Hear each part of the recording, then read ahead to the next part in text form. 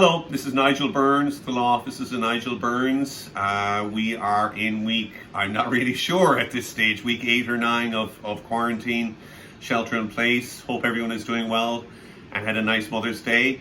My son, who's most likely quite a bit smarter than me, actually commented earlier that maybe even in these difficult times, while we've talked a little bit about divorces on the rise, maybe some couples who have lived together, etc., are now realizing that they can live together and be married, and so maybe there's some engagements, etc., that are coming out of this strange time as well. For people who are considering getting married, a thing that some people do consider is what are called prenuptial agreements, and those are agreements that basically determine whether people will, be entitled to spousal support should they get divorced, or what property they're going to keep, etc. Because sometimes when people are getting married, one of the parties will have acquired property before marriage, or both parties will have acquired property before marriage, and they want to make sure that they keep that property and they don't lose anything.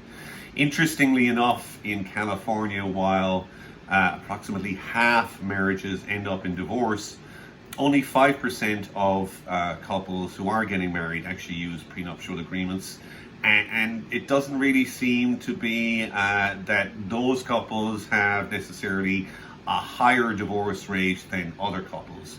Although certainly a prenuptial agreement might not seem like the most romantic of gestures or things before getting married. At times it's necessary and prudent. And sometimes you'll find people who've been married in the past will opt for a prenuptial agreement because, in the words of Roger Daltrey, they don't want to get fooled again.